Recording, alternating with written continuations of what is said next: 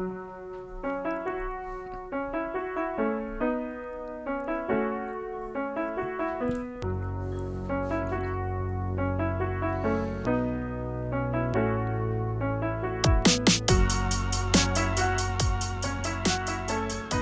right. Real Estate for Real is the podcast. I am Eric Pettigo. I have a few very special guests with me today. For one, Todd Musso, who most of you know here. And Todd, you reached out to me a few weeks ago and thought maybe you could come on the podcast and bring your dad. And I said, well, yeah, of course. So Todd, introduce us to your dad for those of us who don't know. And just for the record, I've never got the pleasure before today. So I'm super glad to have you here. But go ahead, Todd. This is Nick Musso. He's my father, obviously. And what I thought was kind of entertaining, I actually told my wife this morning, I was like, Dad's doing a podcast today. And I told her, I go, he doesn't even know what that is. And I didn't even try to explain what it is. So yeah, this will be entertaining. Well, Nick, thank you for joining us on whatever this is. Well, he also said I could leave anytime I needed you. That's true. You are not being held against your will. Nobody is, just so everybody knows. You are free to leave. So, I mean, this is kind of the way that radio is going. I was on the radio for a long time while I was working for the sod company. You and I talked a little bit before we started recording, because the same way, I'm sure, Todd, you growing up, and when people hear your name, right, they automatically associate it with something. And that's been happening to me my whole life. Yeah. Pettigo, sod. Right. Yeah. Exactly. Yep, that was me. Well, back then, your name is everything. Yes. Your name and your reputation. And that's how I had two boys. And they learned sometimes the hard way, but, everything follows you, so you can't buy a reputation. You have to live it. You got to earn that on your own. Yep, I agree. Especially in small towns. Yes. Yeah, and so we're going to get into all of that, because I want to get into the story of, the Musso name. We all know it now here, but your start in real estate, what can you tell us? Like, what were you doing right before, and then what got you into real estate? Well, actually, I was working for Aetna Life and Casualty before I came into real estate. Okay. But to back it up a little bit, I got drafted when I was in college. My wife and I are both students. When I come back from Vietnam, I wanted to get a part-time job so I could go back to SIU and finish my degree. I took a part-time job for General Adjustment Bureau, which was right here in Springfield, Illinois. We adjusted claims for several companies and stuff. That was supposed to be a 3-month job.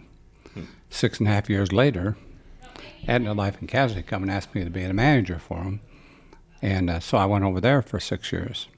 So 12.5 years later, I got invited to buy into the Reisman. Well, it was Reisman, so Mr. Reisman, an elderly person, gave his son half the business and sold me the other half. Okay. That was the break in life that I needed.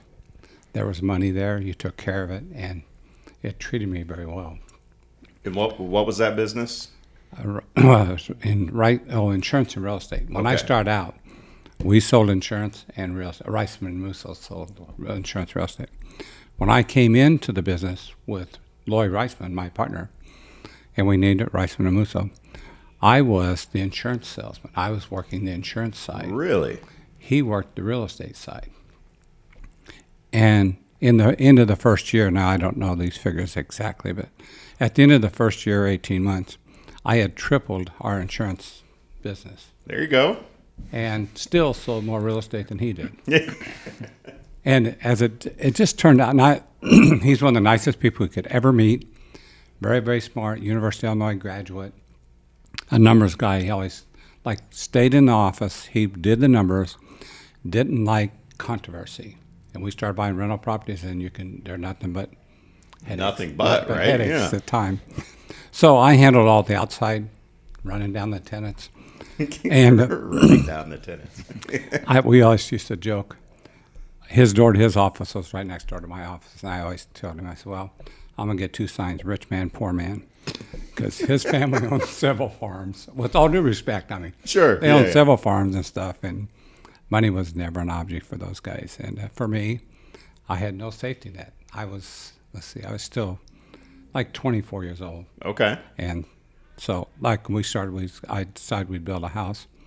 There was no mom or dad there to, don't worry about it, son. If you don't make it, we'll give you some money. Right. And we'll fill up the voids. So you had to be really, really careful. And so that's how I really got started in the real estate business. And you just said, so you were 24, 25? Yeah, when I came back, let's see, Vietnam, I was 22. Yeah, I was pushing late 20s. Okay. All right. And So about what year was this? I got my real estate license in 77. 1977. Okay. Yeah. Well, actually, I got my real estate license and my insurance, life and health and casualty all in 1 week. Well, you got the bundle package. Well, I took my real estate classes, and then Julie Davis was my instructor. I'll tell you how long ago, the yellow station wagons. So she was my instructor in the real estate classes. And then I had insurance classes. I took my real estate exam on a Thursday and 3 insurance exams on Friday. Wow. And Monday found out I passed them all, and I didn't work in it. All Monday I just drank. Honest guys, the pressure of taking all those exams. That's a lot. In 2 days. Yeah. And I never was a book smart kid. I just, hard luck kid coming through school and stuff. But anyway, that's how we got started. Hold on. So, for one, if Julie Davis gets any more mentions on this podcast, Right. I'm gonna have to start paying her royalties. She's been on twice, and she gets brought up almost every episode. Right. So many people have learned from Julie that it's mind blowing, right? So She was such a thoughtful person. yeah, still is. And when we start our classes, she'd always say, if you need anything, just come after class, talk to me after class. If you want something special, don't say it in front of the class, because if I give it to you, I got to give it to everybody else. And the reason I mention that is we had 2 weeks left in our classes, and I had a chance to go to Las Vegas. So I went to Julie. I said, remember, you told me not to say anything. I need to skip one of my days here. What for, Nick? I said, well, I've got a chance to go to Las Vegas. You're going to go to Las Vegas and not pass? I said, I'm going to pass these. I've just got a free ride. She says, okay, but you better not flunk your test. She let me off and, gave me an excuse from the class. And I come back and I passed my test. But no, and she has always been, I consider a good friend. I mean, we're different levels. Sure. And stuff like that. But no, that was back when they drove the yellow station wagons. Yellow station wagons. The company she worked for that drove yellow station wagons. Really? Yeah, Glops. So ask Julie someday. I will. About her yellow station wagon. I will. That's never come up. Then either of the times she's been on here, we never talked about her yellow station wagons. Well, I don't think any of the firms anymore have any requirements on what you have to drive. No. But when she worked there, you had to drive these old. They were just yellow station wagons. I mean, if you look out in the parking lot, you would think the requirement was gas guzzling SUVs, Right. but I don't think it's a requirement. No. It's just a preference. Yeah, it's just a means of transportation to get around. Yeah. I got a Camry because, man, it's great on gas. I'm like, as much as I drive, Right. get something, it's great on gas. So that's what I drive. When you're in a larger community like Springfield, image is a very important situation. Yeah. You got to, what they're teaching me is you got to have a certain image. You got to carry this image. So I need something nicer than a Camry is what you're telling me. Now in Verdon, Illinois, I'll trade it in. you don't need a fancy car. Right. Because, like when you're going to get a listing in Verdon, they don't call you up and say, I'm going to interview 2 or 3 realtors. Would you mind interviewing for the listing of my house? They just call you up and say, Nick, we need to list my house. Can you come tell me what's worth and stuff like that? Yeah. Every once in a while, they're a little harder. But, when I had my business down there for a lot of years, I never had anyone call me and say, hey, you want to come and interview to list my house? They just said, Nick, I want to list the house. I need to sell it here. Will you come and do it? Well, who else was there to call? Well, there was 3 of us, 3 different companies down there. Really? Okay. See, I had 13 salesmen, but all but 3 of them are part-timers. Oh, okay. And to give you an idea how small that is, every week we had a meeting, and we met in the back office, and each person discussed what listings they had coming in, and then showed pictures. Or if you want to, we didn't have a caravan per se, but if you want to go look at my new listing, you and I agree, and I'd take you out there and show you the listing and stuff. But no, I worked with part-timers. That was a lot more prevalent back then, though, right? Weren't there a lot of part-time real Yeah. estate agents? It's hard to do that now. But in Springfield, gotta be careful what I'm telling you here. Oh, please, let her rip. Well, some companies didn't like part-timers Don't let him. because they never could justify the cost of that desk. Right? Now, I never experienced it because I own my own business, and I lived off part-timers. But my part-timers, when they come into the business, if you was a brand new salesman for me, you never listed a house or signed the papers, or you never signed a sales contract if I wasn't sitting at the table. I didn't just throw you out street and say, go get this sign, go get that sign. You brought them in the office, or I went with you. Yeah. And that was for the first 2 or 3 contracts you wrote. See, and that's been some time now, but I feel like that's still the way it needs to be. A manager can't do that. There's not enough hours in the day. It's too hard to do, but so I started here about 12 years ago is when I got my license. 2013, I got licensed, and I started here. Now, when I started here, Pat Sellinger was here. He was here specifically to work with new agents. And so the first few showings I ever had, the first few contracts I ever wrote, he was right there helping me with literally every line on that contract, making sure I knew what I was doing before I was out there on my own. Yeah. And to this day, I bring it up. I've mentioned, I'll have to start paying Pat too, Right. but I've mentioned him so many times because that was instrumental. And I feel like there's not enough hours in the day, but we've got to figure out a way. And when Julie was on here, we talked about this too. The training and the education of newer agents is something that we need to focus hard on because it's kind of gone away a little bit. Well, and Well- I think with how things really have changed in our market or in our offices is these teams too. That's where it's coming to these team leaders to do certain training and stuff. So that's where, yes, as a managing broker of the entire company, it's hard to handle, hundreds of people and educate every single one of them. But then when you break that down to the team leads, and that's where we're trying to focus in on making sure our team leads are doing certain Sure. training and stuff. And because of this podcast and because of other things, we've just had a meeting and met with a lot of the team leads. And Yes. had a big discussion about the training and everything. It's hugely important, and it's got to be hard for the team leads out there because you're so busy. I mean, you're still out selling.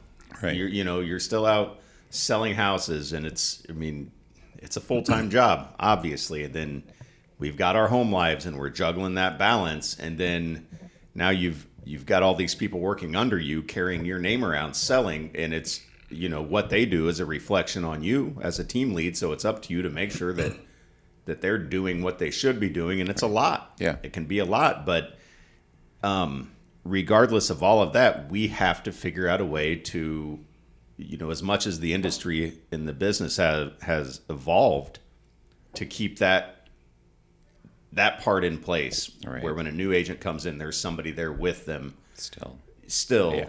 until you're confident enough to send them out into the big Right. world on their Right. own, because too many are just, it's sink or swim. Well, and I think just like earlier today, like the training that we're having here also, I think is very vital. And I think that is great for all the agents, especially like today, like with Mike's listing presentation. It was a great. Were you watching? I on was Zoom? watching, on Zoom. So. And the fact that we have that every week here, and it's open to everybody. So on Wednesdays, Nick, I don't know, we do, it's called Coffee and Questions. He saw that end Yeah. of it. Yeah. And it's every Wednesday. And it's Mike Oldenettle or Mike Busher or both sometimes. And it's just an hour long. There might be a topic of the day, but it always just branches off into just a room of us talking about things and sharing experiences. And it's, I've been doing this a while, and I learn stuff from and from this, from talking with other agents. Right. I'm always learning stuff. So Well- it's vital. And it's better to do it in a casual manner. Yeah. Like Mike, when he's talking, it's just, he's so intelligent. He's got all that charisma and stuff like that. And he just sits like you're having a casual little conversation. Now, you can take some of these classes, and some of the instructors, I won't mention any names, you can almost, they put you to sleep. Yeah. It's just the same volume the whole time. And you just got to mix it up a little bit. But you talk about all the education. You talk about Julie Davis. Mm-hmm. The other icon around there was Ron Ladley. Okay, yeah. Did you ever meet Ron Ladley? I feel like I may have, but it would have been early in my career. So. He taught classes. I got licensed under him to teach real estate classes. Oh, wow. Well, I had 13 salesmen. So they didn't have to drive all with Springfield tape. So we'd have classes. We'd have it 2 nights a week in my office. And I had 13 salesmen. And I got licensed with Ron. And the biggest advantage for me was I had to review all the literature so that I was halfway responsible when I'm giving my class. So, that gave you passed your test because you taught classes. And it became so popular that I was getting people from Carlinville coming up and taking their classes with me. Great. I already had some from Burden in there. Some other agents and say, can I send 1 or 2 of my salesmen and take your classes? Everybody talks about your classes. And I didn't lay a book down and read it verbatim. I just had discussions and stuff, and it worked out real well. But no, Ron he helped me a lot getting started on teaching and stuff like that. And then I don't know if a lot of people realize, he used to help rewrite the tests for the Illinois Realtors. Really? Oh, yeah. So when it was time for him to review your tests, that's who we can all he be knew mad what at. subject matter to be careful with. Well, now we can be mad at Mike Goldenettle. Yeah. That's what he needs. People being mad at him. All right, so let's get back into kind of the history of Wrightsman Musso Real Estate. So you were in Verdon. Yes. Right, and you got licensed in '77. So then bring us kind of into the '80s. What did it? Any notable changes? By the way, in '77 was when I was born. Yeah. If you remember that you had a baby at home when you were doing all this. That's stressful. It's kind of comical in a little bit. Remember I told you when I got back from Vietnam I wanted a part-time job to go back to school? Yeah. Well, I ended up working for General Adjustment Bureau. Now remember, I'm working in the insurance industry. I'm not selling insurance. I'm an adjuster. Okay. But I'm working in the insurance industry. And you should be smarter than the burnout car sitting in the parking lot, but not me. I took that job with Aetna Life and Casualty 3 months before he was born. No, that was with Mark. No, Mark came after Aetna. Oh, I'm sorry. Yeah, sorry. I've got it backwards. Mark was the very first one. And my wife was pregnant with him. I left General Adjustment Bureau, went to Aetna. And I'm in the insurance business. I never thought, I don't get my maternity. I changed jobs, so I had to write a check and pay for Mark at the hospital. There's no insurance. No insurance. Now, if that's not bad enough. But they were probably delivering babies for like $45 back then. It was a different time. Yeah, Exactly. like 380. Yeah. And then it wasn't 6 years later, Hopalong comes, and I'm in the same position. I had just left Aetna Life and Casualty and come down and bought in the Rice Musso. So, as a fairly non-intelligent person, I paid for 2 of my boys because I wasn't smart enough to watch the calendar and stay for another month or 2. And if I'd have just stayed both jobs for a month or 2, I would have got the maternity coverage. Oh, yeah. So, some things you Live and learn. like. Oh, yeah. Maybe the next one. The next one you have.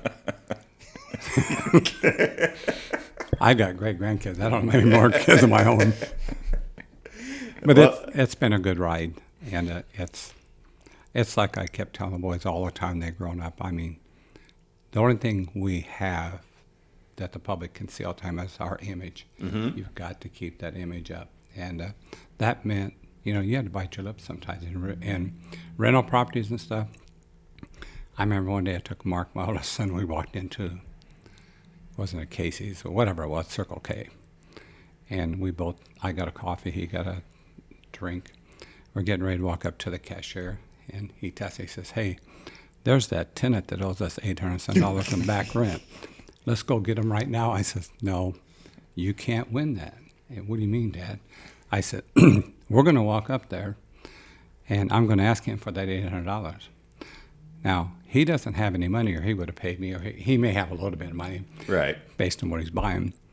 But I said, I am never going to win that argument. That gal behind the desk is probably one of the nicest people you ever meet, but she's working minimum wage and struggling to get by. She's not going to have any sympathy for me trying to run down money from this guy that maybe don't have it. I don't know. But you can't win those discussions out in the general public. They need to be done in private in your office. And with respect, Well, I've had numerous waitresses work for me, or rent for me, not work for me, rent for me. And one of them walked in one day and she was paying her rent. And one of the secretaries, because they had 4 secretaries, one of them come back to me and says, Nick, you got to do something. I said, what? She's paying $350 in $1 bills. I said, do you know who that person is? Yeah. Has she been renting? I said, yeah, she's been renting me about 8 years. You know what she does for a living? No. And I said, she's a waitress. She works her ass off, and she's paying me $1 bills. That's just take money. the money, Yeah. give her a receipt, and tell her thank you. Yeah. I mean, she busted her ass. Excuse Yeah. my language. But No, you're fine. She's That's sitting the there, thing. It's not the radio. And, but they didn't understand people well enough. They didn't pay attention sometimes. And then, after we got rid of the couple of secretaries toward the end, when I bought Loy out, I never had a secretary under 50 years of age. Really? And I'm in my 20s. Well, when he retired, backing up to Loy, when Mark Mollison, when he graduated from Eastern, Lloyd came to me and said, Nick, I'm going to sell you half the business. You're better off owning owning the whole thing, because what you do with your son in the business, for different things, you can give him this and give him that and give him that. We don't have to keep track of all the nickels and dimes and stuff. Right. And I can afford to. I'll sell real estate for you. I'll just sell you the business. I'll sell for you. He never sold insurance, but he does sell real estate. So I did that, and that worked out real well. Okay. And then, see, we weren't MLS at the time. Well, and I was going to bring that up because Todd told me about that, and I wanted to know. We were just an independent agent. Right. Same way, well, I won't get into the Carnival people, but I had an office in Carnival, too. I had an office in Burton Jordan Carnival. Did you? Yeah. And when I went to Carnival, we did title policies. Well, the companies down in Carnival did abstracts. Okay. Because there's 52 attorneys living in Carlinville. They all go to the courthouse every day. And if they don't do abstracts, they don't get paid to read the abstract, type it up, write it, and all that stuff. But the poor buyer had no protection. Because the only protection he had is that abstract that's only good as the guy that wrote it up and what he checked on and stuff like that. Mm-hmm. So when I started presenting all these title policies, I was the badass in Carlinville. Now, I didn't just walk in and rent an office and just say, well, I'm going to start an office. I bought the building. I renovated the building. I think I had I can't remember if I had 4 or 5 agents that worked for me down in Carlinville. But it was a different world down there. I wasn't a regular Carlinville person. Right. Now, a lot of times you can go rent a building and just run your business. I bought the building, renovated it, belonged to the Chamber of Commerce. And the newspaper guy, I said, the front page on the front half of it every other week was Keston Goodman and Bert Eddy. I said, can I get on that rotation? No, you're not from Carlinville.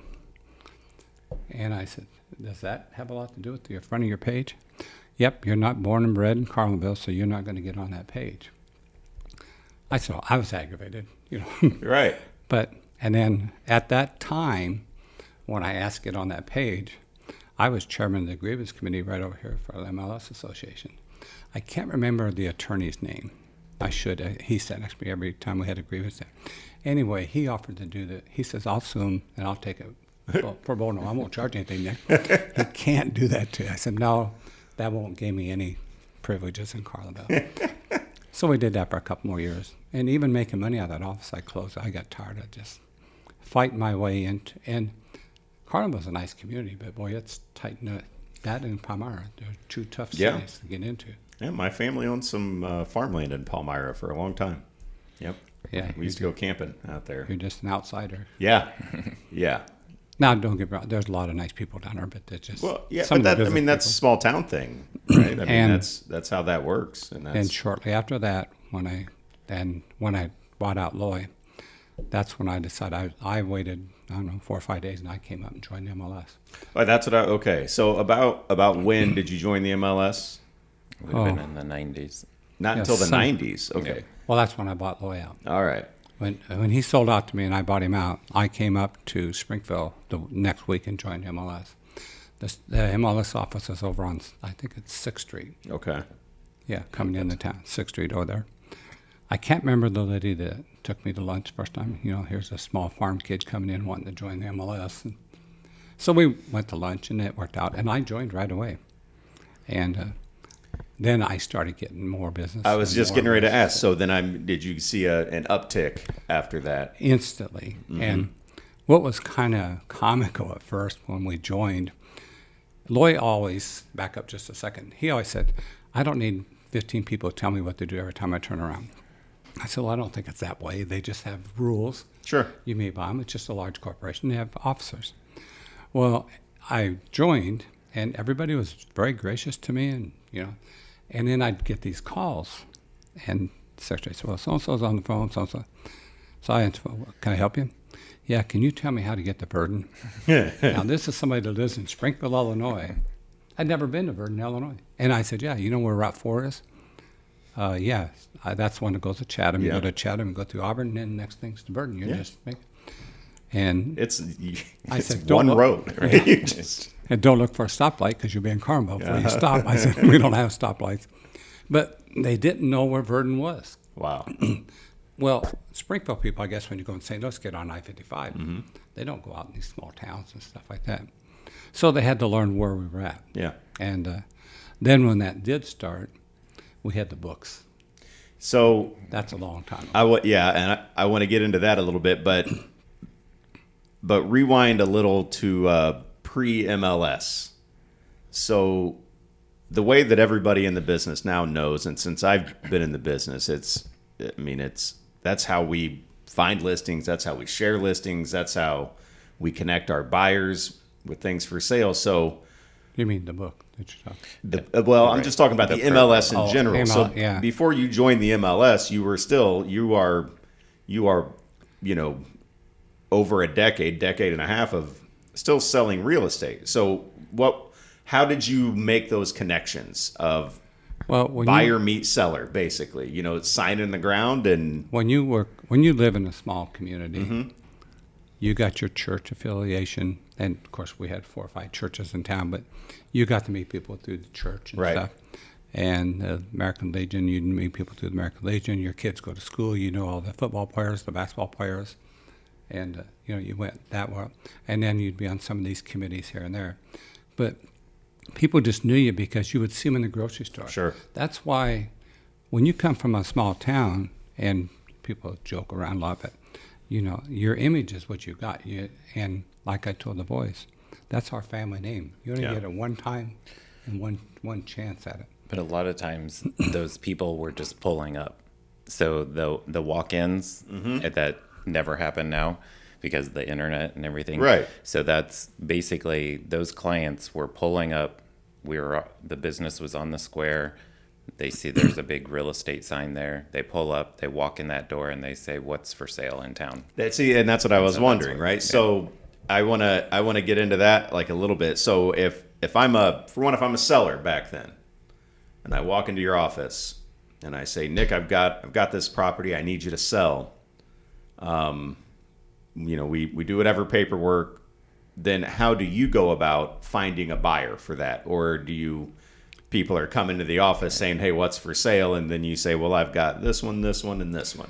Well, getting back to a buyer, we never had to, a seller never called me and said, you want to come and interview? I'm going to list my house. I'm going to interview 2 realtors. The call was, hey, Nick, I want to sell my house. Can you meet my wife and I? We get home by 5:30. Can we meet at 6 o'clock tonight or tomorrow, whatever? Just tell me what I got, what it's worth, and how long it's going to take. Well, back then you did your appraisal, your in-house appraisal, stuff like that. And back then you told people it's going to take you, 30, 60 days, maybe 45 days to sell this house. We had a decent inventory, but they didn't sell like they are in the market today. Well, sure. And but it was all newspaper and And that's the thing was each of those little towns had a newspaper. So we weren't just putting it in one newspaper, it was putting it in several newspapers. 7. Yeah. 7. So, Oh, wow. So you're Full dealing page with ad. Yeah. And that's how you got word out to potential buyers of what was for sale. The entire time I was in business, I carried a full page ad. Now, it didn't cost $4,000 like now the Springfield Journal-Register would charge you. But it was like $1,700, $1,800 a month. And back there, for a small company like I had, I spent a few bucks. I bet. And then on that full page ad, had a picture of every listing I had and a description of it. And at the bottom of the page, every single salesman was listed every week. If you sold me, you never missed out on the advertising. I put your name in alphabetically. All right. All the way through. So you're a buyer now. You pick up that paper, you're talking about doing this, you're going to buy a house or whatever, and you just start looking at, and I might have 40-some listings in there. Well, what happened, they'd either call you to come out to their house, or they'd walk in that front door, and they'd have that full page, they'd cut it up. There'd be 2 circles. I want to look at these 2 houses. And they just circle them and, walked in. And then when they walked into my office, we had a floor time, and it went on a rotation basis. So if you're one of the salesmen, you sign up for floor time. You don't have to take floor time. But, I always told people when you come to work with me, what you're going to make is directly proportionate to how much time you're in this office. Mm-hmm. You may have floor time this Friday or next Saturday or this Sunday, and they all complained about the weekend floor time. But when they got a call and listed 2 houses, they were kind of happy then. Yeah. But they had to learn, they're not going to call you up and say, when it's convenient, come over to list my house. They want to talk to somebody right away. Yeah. Not tomorrow, it's right away. But at least they come and want to list with you. So the question is, because it sounds like you had a pretty good system going. So then what was the motivation to seek out and join the MLS? It seemed like the system was working pretty well, right? In a small volume. Okay. Now, in Verdon, Illinois, when I first joined the MLS, you're talking about several years back, our average listing was $35,000, $60,000, $70,000. Whereas in Springfield, now, I'm just guessing at this because it's been a long time ago and I don't have the numbers, but I'm guessing if we're $35,000 in Verdon for a nice ranch-style house, they got to be $150,000 at that time or $100,000 in Springfield. So we had to sell 3 houses to be the equivalent of 1 Sure. in the MLS. And when I first joined the MLS, I think I was 16th. There was 15 salesmen, our groups, that sold more real estate than Rice and Musso. Out of the 20-some on that list, 20 or 25 Talking about people. company. Okay. Companies, yeah. Companies. Okay. I got started at 16. I got to 13.5, and I never could climb the ladder any higher.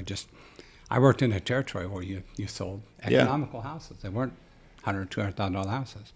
And I worked with part-timers, which were some of the nicest people. I still have friends with all of them. But we worked in a different territory. Yeah. But that MLS helped grow into the other territories and also be able to spread out more. So Well, and I sold the MLS very well, but if you list and you're not in MLS, people won't know where you're at. Yeah. That MLS, it's a tool to advertise your home and get it sold.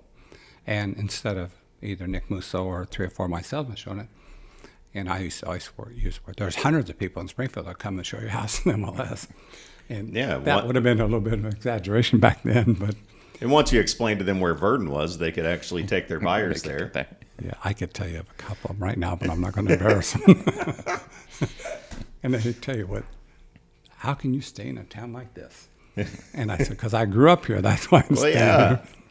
But they marveled over what, at that time, Verdon was 3,000 people. It's like a subdivision around here in Springfield. Yeah. But that's how we survived in a town of 3,000 people. I'm in the same building I started 40-some years ago. Really? Yeah, same office. Well, I remodeled it myself once, but I'm the same office. Same location. Same building, same location. And so we've moved into the 90s in our timeline. So Todd, you've probably got some memories growing up with all of this going on. So that was basically when I was in high school, and then Dad obviously had rental properties and stuff like that. So he would send me out with the crew and work on those properties. And I hated that. I never wanted to do that. So cutting the grass, painting, doing all that kind of stuff was not my cup of tea. And so I asked if I could work more in the office.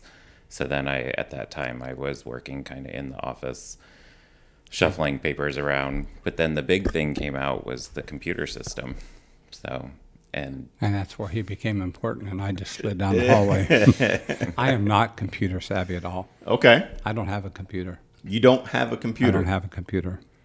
Now, that sounds nice, kind of. If you stay in Vernon or Girard, Auburn, I used to be able to walk out with my yellow pad and my pencil, and my boys would stand with these fancy ass things they got.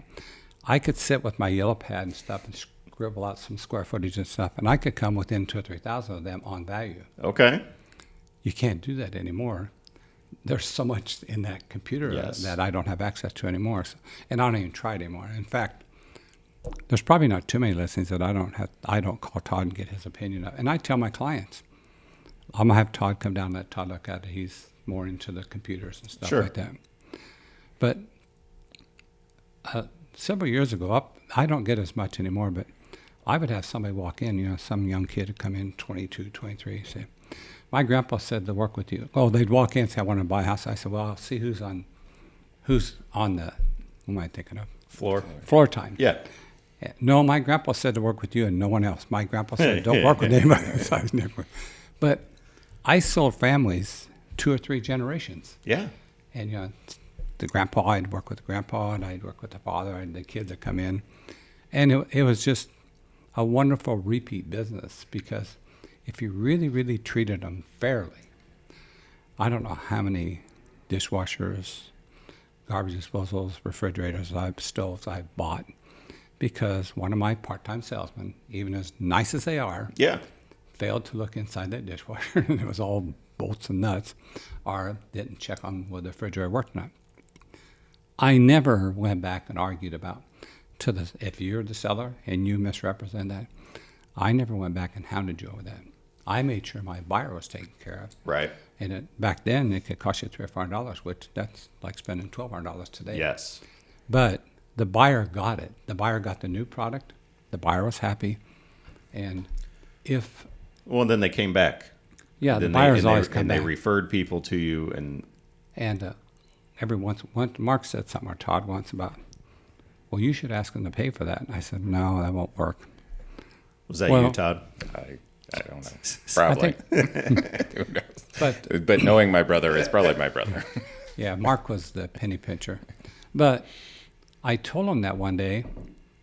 I said, if he's willing, they said, well, he could be a customer in the future. Yeah. I said, if he's willing to cheat us on this deal right here for $400 or $500, do you really want him as a customer 10 years from now? Right. And Mark had a good comment that one day. He says, well, they're all customers. You told me that. I said, yeah, they are all customers, but there is a little bit of difference. Yes. No, but I could do that because I was doing fairly decent, and just a small kid. But it's worked out really well. Yeah. Oh, well, it's something, we're alike in that way, because I go by the mindset that you can get to one closing table or a lifetime of closing tables, depending on how you treat your clients. Right. Yeah. So the damage as a young kid, which you were to your father a long time ago, and my two I caused boys, a lot of damage as a young kid. Yeah, a lot. But it's like when the kids were growing up at home, and the phone would ring, and I wasn't around or something. They'd write messages. When they started out, they'd scribble this and scribble that, and they'd give me a telephone number. I couldn't hardly read the name, and they'd write on the wall. So then, I can't remember what I punished you guys with. Oh, yeah. No, we always. When that phone rang, you make sure you get the name right. If you don't understand and how you answered it, it was a detailed information. Yeah, if you don't know how to spell it, ask them, and you better double check that number and make sure it's right, because I can't call. And I kept telling them, you're part of the business too. Yeah. You're eating, whether you like it or not. You're eating in this household, so you're going to earn your keep here.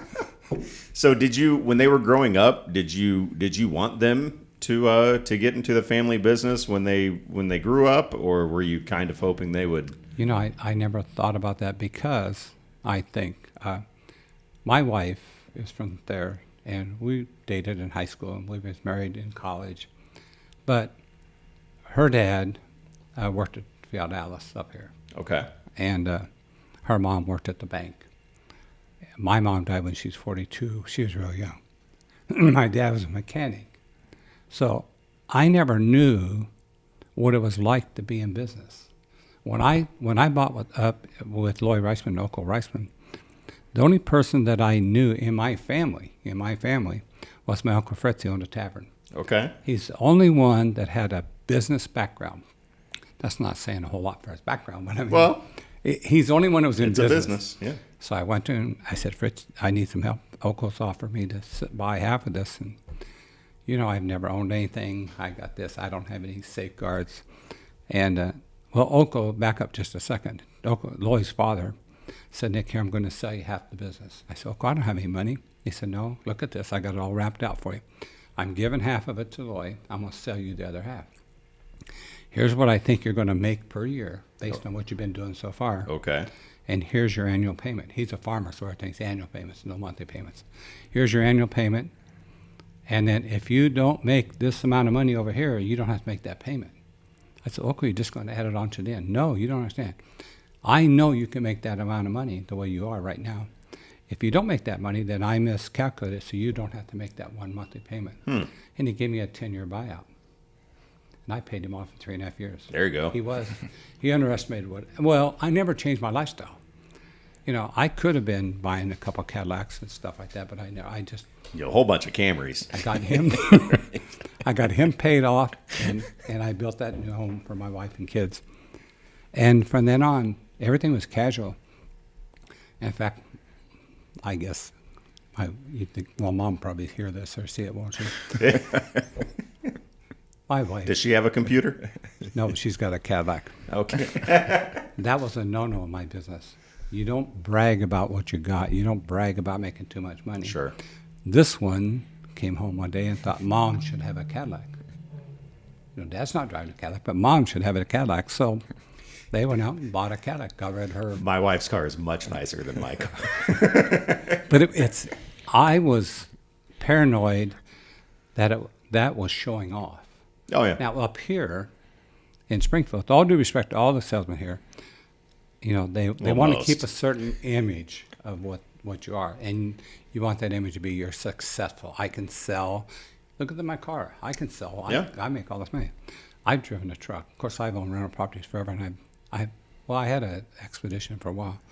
But no, I drive trucks.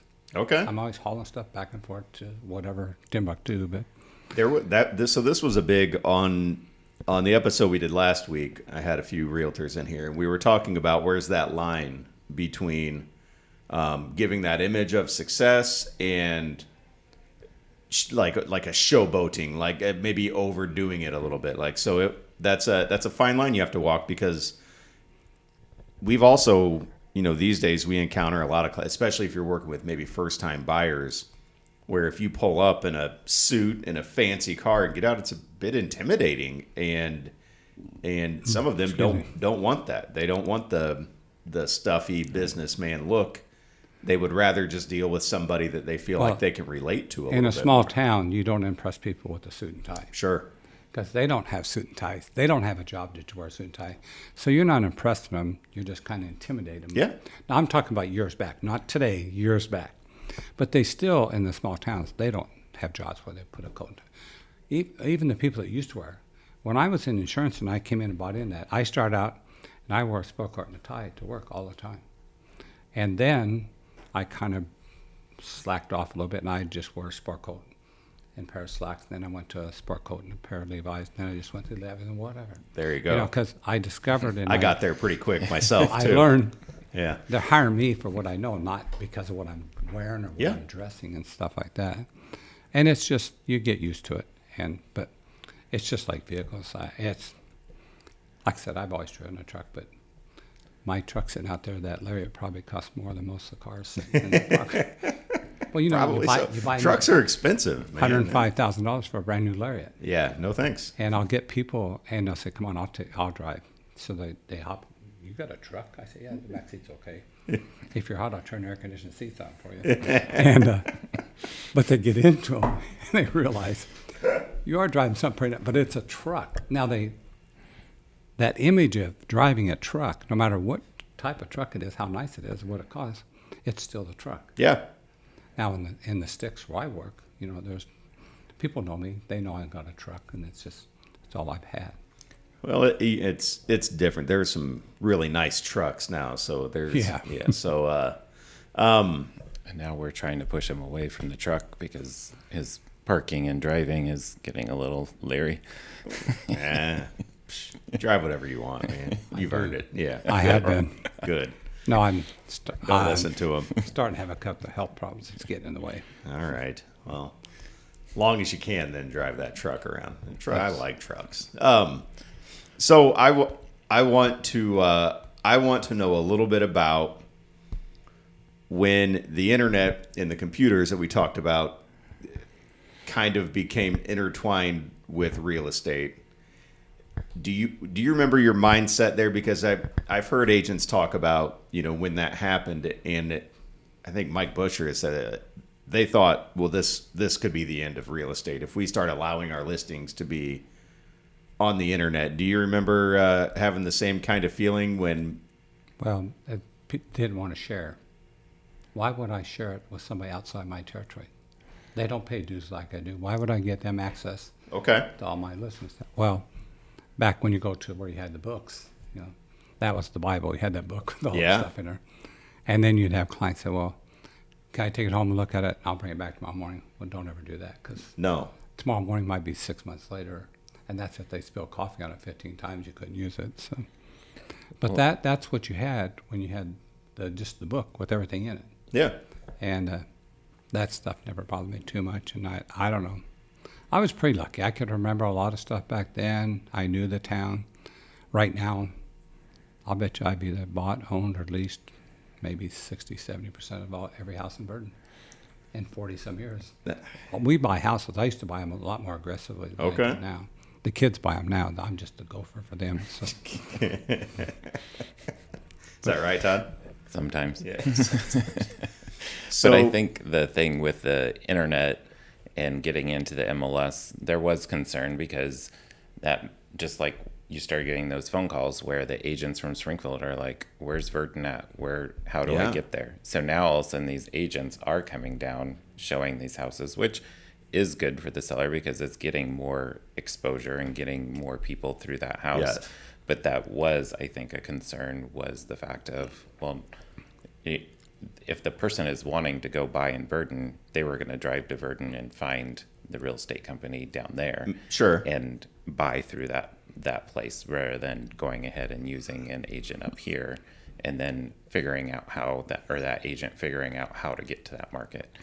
So it was just like now, like where the MLS is still even growing and we have access to even more different communities and towns, but we're realizing, hey, this is our circumference of staying within this market that you really know. Yeah. You know?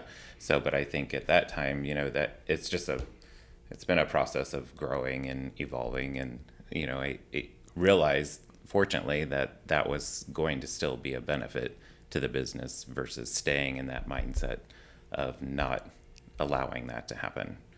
And ironically, I'm actually have to show 2 Carlinville properties today. How about that? And one of them is a non-MLS agency. So, you know, right there, myself trying to get the information from that company and everything, you know, is a challenge. Yes. And they don't have all the information like we do on our data sheets. So it's already kind of walking into a house with not. You're going on one of those 40, 60 ones. Well, We won't get into that. No. No, we won't. Well, That's why I'm Be here. as honorary as you want, but we can't do that. Getting back to when we talked about the internet getting involved, I think what a lot of the Springfield people didn't realize when they asked how to get the Verdon stuff, and they had a client, you picked your client up from Memorial Hospital, St. John's, Fiat Alice, some of the larger GT. Those people came out of Verdon and Girard and Gillespie. There's 300 or 400 people leave Verdon every day and drive to Springfield. Yeah. You meet them in the surroundings in Springfield, but they live in these little towns, Verdon and Girard. So, and I think a lot of them are so surprised that, wow, you drive 25, 30 miles every day to get to work and then 25 miles home. Well, not only that, if you live in Gillespie, Illinois, I don't know if you know what that's long. Yeah. But there was a bus left Gillespie and took the state workers every day. Really? You got now not a school bus. It was a little nicer. Yeah. But you went to the parking lot in Gillespie. You got on a bus. It brought you over here to the Capitol building, and you got off. Now you could only do that if you'd have to live long enough where you could walk. But when the bus stopped and parked, you had to walk to your building. And of course, the State House has a lot of people in it. Yeah. But no, Gillespie did that. They had a bus that come for a long time. I mean, years. And you just drove your car up, you cup of coffee, get on the bus, and the bus driver drive you and 55 other people to Springfield. And then From you Gillespie. load, and yeah. Wow. And there'd be 2 or 3 buses coming. Well, that maybe was one from because Gillespie, one like from Staunton. Litchfield's close to there, so Yeah. they, and they had that bus company down there, so it was easy for them to transport people back and forth and make the commute a lot easier for them. So. But the whole thing, you as a salesman in Springfield, you met them under the office party, office dinner, whatever. But they lived out in the sticks. They lived out in these little bitty towns and stuff. So then they kept their customer because they realized that, hey, a lot of my clients are living out in these little towns. Yeah. And I think they found out that it's a little easier and comfortable in a small town than around here. Yeah. Well, It's just like if I had a new salesman come or a family come to town, and you just come into town and you got hired by somebody in Springfield and you didn't want to go to Springfield schools. You're too intimidated with your children going there, so you want to go to a small school. And you, for whatever reason, you picked Verdon. You can look at houses in Verdon. Well, when you came, back then, we put them in our cars and showed houses. We used to do that, start and haul them around. yeah. When I bought my first house, I rode around with the realtor everywhere. And then Yeah. I stopped that for a while. But anyway, when you come and I'm showing you Verdon, I got to sell Verdon. I got to sell the house and Verdon. Yes. Because this is a little bitty town. So I drove around the square. I say, now, here's our 2 banks. There's 2 banks in here. Here's a clothing store. We have 3 different types of restaurants. And the most important thing about Verdon, and what do you think, if you're driving around a small town, what would I say that was the most important thing in Verdon? I've already showed you the schools, the library, and other stuff. It's the hardware store. I was going to say, I asked the questions here, Nick. Well, you didn't answer, so I thought you didn't know. But Hardware store. All right. And people look at me kind of funny. I said, the reason that's going to be the most important store you got, if you need light bulbs, if you need drapes, you need a tool, you need to rent something, you need this out of that. Your lawnmower runs out of gas, your gas can's not working, you need to buy a gas can. Yeah. You can get almost whatever you need. They're not as big as Ace Hardware, but as cars, and it's still that way right now. It's the volume. That's where you're going to be happy on a Saturday afternoon or Sunday. When something breaks, you can run uptown and buy it. And you got it. You don't have to go all the way to Springfield to buy it. And it sounds odd, and I'd get some really odd looks. But you probably had a lot of people after the fact thank you for say you were right. You were right about that. When I first mentioned Ace Hardware, or Ace, Verdon True Value is the most important thing that you need. And they look at me like I'm an idiot. But after they learn, like you say, that is where that you can go on the weekend and get what you need out of the store, paint, just whatever you needed. And that there was a lot of little things like that. And then I had an agreement with the grade school and the high school that if I brought a client to town and they had children, if they had grade school, I could call the grade school and set them up for a tour. And I could do that any day of the week. Oh, wow.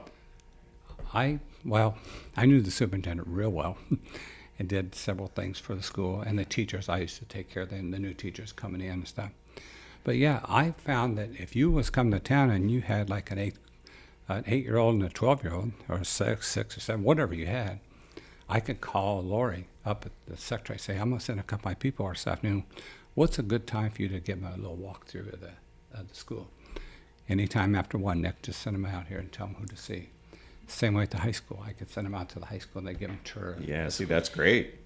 Well, And then the principal was your brother-in-law. So Helpful. Helpful. Yeah. So it's who you growing know. up in a small town with my uncle as the principal and my father owning a business, I really didn't have any variance. No fun for Todd? Right. No, he didn't miss out on any fun. Well, Todd, when did you get licensed and officially? I mean, did you ever mess with the insurance part? Or I did not. So basically, in 95, I graduated high school, and then in 2000, I graduated college, and then I went away because I said I was never going to be a part of this business. And never do this because That's what everybody says. He moved to Chicago. He cried all the way home. Moved to Chicago. Cried all the way home.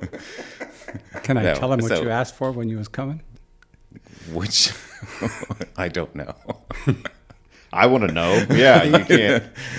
He called, Mark went into business with me right away when he got out of college and lived in Burton Well, Dad told us when we graduated from college, we had 1 year to decide. to do whatever we wanted. We could go anywhere we wanted, and he would support us that 1 year. 1 year. For like rent and stuff like that. So for us to go explore, have a great time, do whatever, and then find your way. And Todd did a good job of that. And so, well, Mark came back, still wanted to take advantage of the rent-free process. What did he buy? I think he bought a house. He lived in one of my rental houses for a while. Then they got pregnant, so I gave him the house. And then, but then I went to Arizona. Oh, And I And- said, Then Chicago. and then Chicago. And he calls me up one day. He said, Dad, I think I'm going to go to work for you. Not can I, or would you be okay with you? I'm going to go to work for you. I said, well, okay. I thought you'd be excited. And who wouldn't be? then he follows up with, now I want to live on the lake. Oh, I said, well, did you win the lotto up there, or what happened up there? And ironically, at the time, I thought he makes a stupid requirement. He wants to live on the lake in Springfield. You know how that goes. yeah. So the bank in Verdon calls me up and said, I got a repo up in It's Lake Point subdivision. Lake Point subdivision. Okay. Yeah. So to me, I talked to the lawyer. I said, where in the hell's that at? He gave me the address. So he gave me the general description. I went up and found it in Springfield. So I'm standing there. Now, remember, he said I wanted to live on the lake. Mm-hmm. I'm talking to the loan officer, and we're standing, and I hear this zzz. Well, you could hear the boats. It's that close, but you can't see them. Right. So then During the winter time when there was no leaves. I told the banker, I says, here's all my figures. I gave him all my stuff wrapped up and stuff. And then I said, here's what I think the bracket we can sell it for, and here's my commission. And, of course, that was Jacksonville Sales, and I knew Andy Appleby real well. We were good friends. So I called Andy up. I said, hey, Andy, I just did appraisal for that house out there in Springfield. And I says, it was a suitcase contractor. He never hammered a nail in his life. He just walked around with papers. Well, he lost the house during drywall work. Anyway, I said, Andy, here, I'll pay you this X amount of dollars for it, no commission involved. My son just wants to come down to live on the lake. That's not on the lake. I said, yeah, I can hear the boats. So I bought the house, and we started remodeling, and he comes down, and, well, this isn't on the lake. I said, I just stopped this so you can hear the boats going. Ungrateful. Oh, I tell you. So that was around 2004 when I got my license. Okay. I just had got married, and we were up in Chicago and deciding once we got married that, having a family and everything, and my wife's originally from Decatur, that Springfield was going to be a good compromise for both of us. Sure. And then that way I could go into the family business and start working with Dad.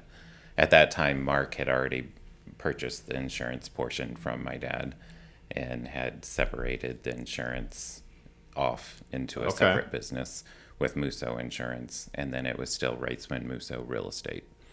So at that time, then I came down and started working in Verdon with him.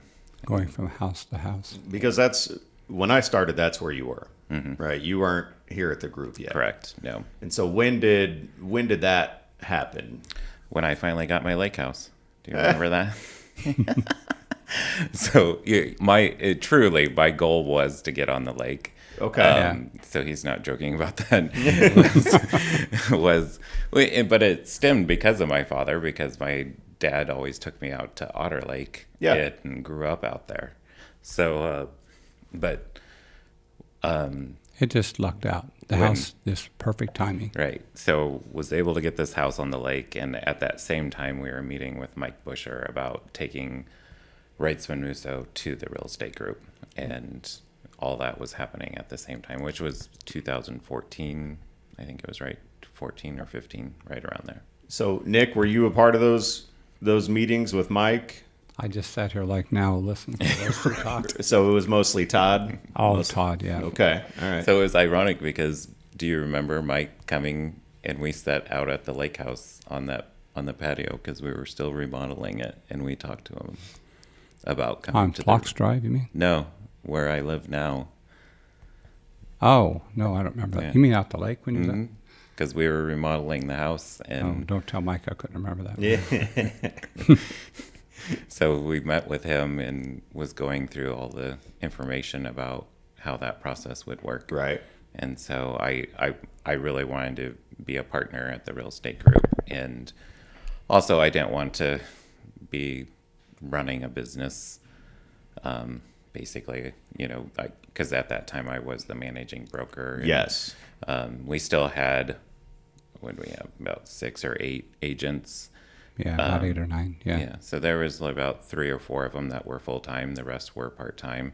And it was harder and harder to try to recruit and get people to come work in the, Wrightsman Musso in the Verdon office. We had talked about maybe trying to do something in Chatham, but, Sure. That was going to be a challenge.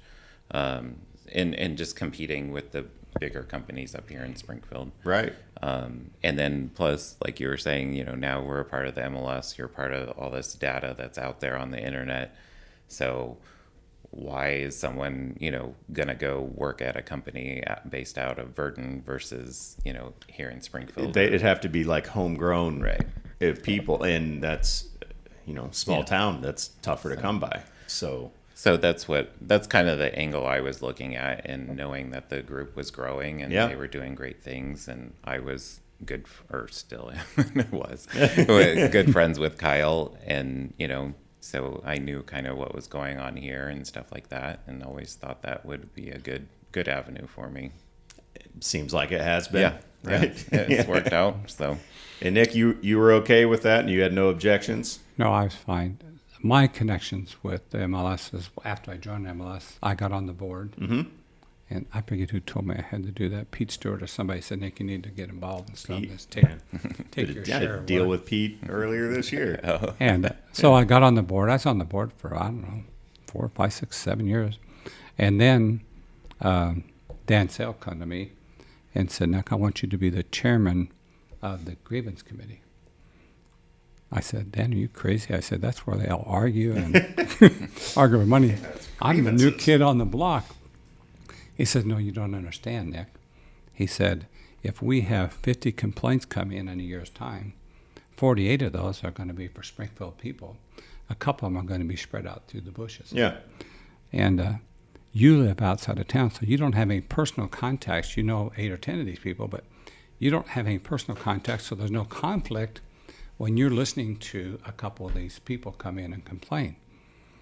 I said, well, that's true, but I said, you're putting me up here. And you know what he told me? He says, I learned a long time from you. When you come back from Vietnam and took this job over here and stuff, he said, I figured you were tough enough that no one intimidates you anymore.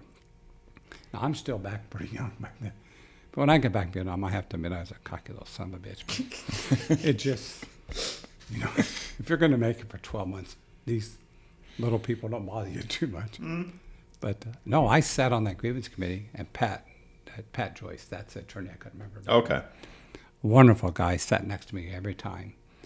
And if I got to where I was going across the line, he'd give me a little elbow. And he'd interrupt me. They can't do that. But he was really a nice person. And I don't know if I should say I enjoyed that. It was a controversial time almost all the time. Every once in a while, you just talk to people about, did you think of this? You think of that? No, that's okay. Well, then they'd interrupt, be agreeable, and be gone. Yeah. Then there were some of them that were pretty ugly. But I shouldn't say I enjoyed them, but there were some interesting times. I was getting ready to say, I'm sure it was interesting. It was interesting, and I can't go into detail on some of them. Oh, one of them you just wouldn't believe. But Yeah, maybe when we stop recording here in a minute. it just, and it gave me I think it was a learning process too. I mean, time. that helped you as a salesman understand the attitude. process and, dealing with people and making sure it doesn't get to that point. So, and it's, those, we hope to never get to those issues, but it's, I feel like working through those is kind of where the growth comes and the learning of how to prevent us from getting to these places, and we're always trying to put things in place on the front end of transactions and contracts to keep us from having to deal with anybody in the grievance committee. There's a certain number of grievances that never will work because of greed. But there are a certain amount of these grievances that are two real nice people, and they thought about their side, but they failed to realize, hey, here's what my side was like. And when you sit down with them in a calm manner and explain, here's what I had to do. I was over here, and I didn't realize that. I didn't do that. Then, let's just decide to split this, or we'll do it that way. And I'd say 25% of those you can just resolve them by, sitting down and talking to them. You don't need an arbitrator or somebody to send you to the grievance committee, but I don't know. It was one of the things that I kind of enjoyed, and that's probably sounds bad when I say no, not at all. But, and then he encouraged me to get involved at the association, and so therefore then I had to just step right in on the board because he was on the board and said, you're taking over my position here. So, right. So once again. See, I can never go through the chairs. I didn't do computers. You could never go through the chairs if you can't do a computer. And Kathy Nicholson reminded me of that a couple of times, but because I saw Nicholson that one time, she said, "Why don't you just agree to run for the board president?" I said, "Well, you're going to quit your job and be my personal secretary and sit on all these meetings." She says, "Get real, Nick." But Nicholson and Wagner, do you know those two? Oh yeah, yep, sure do. The two Kathys, I don't want to be. Yes. Yep, I sure do. They got quite a staff over there. Yes, yes, they do. And I am Kim Elliott, who is going to be on next week. She's joining. I made her. You're coming on. Well, she's taken over as president. From Diane Tinsley, and Kim recruited me. She's like, "You got to come join. You got to come get involved somehow." And so I said, "All right, but you're coming on the podcast, right?" So that's the deal. So I don't know what I'm going to do yet, but I'm going to be involved in it in some capacity. Until they kick me out. Cause there's a lot of nice people in this business. And it's the truth. There's a small handful that don't fit into stuff. But yeah, you're right. And so before we wrap this up here, because we're an hour and 8 minutes in, you've done a great job. Wow. Wow, I didn't get paid for that 8 minutes yet. Yeah, well, I'm not paying you for that hour either.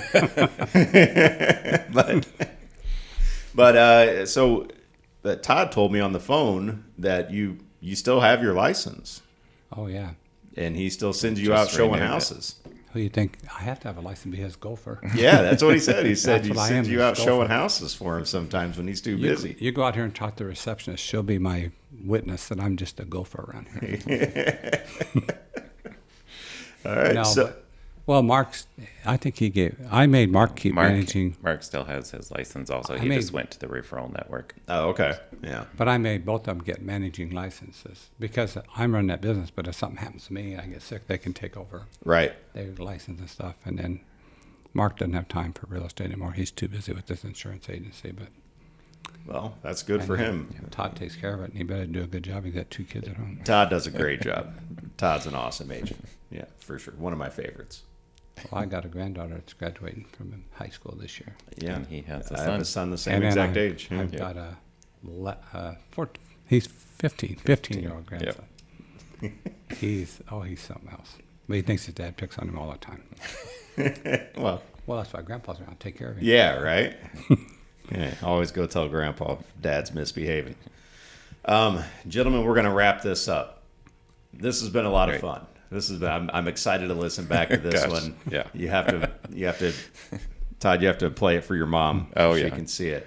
Oh, we definitely will. But I appreciate you both spending some time here today. I'm sorry there will be no compensation for this whatsoever. Maybe no 60-40. No 60 Why not? 40. Even if I go to the grievance committee. You can try. Thank you, sir. Thank you, Eric. All right. Thanks, Todd.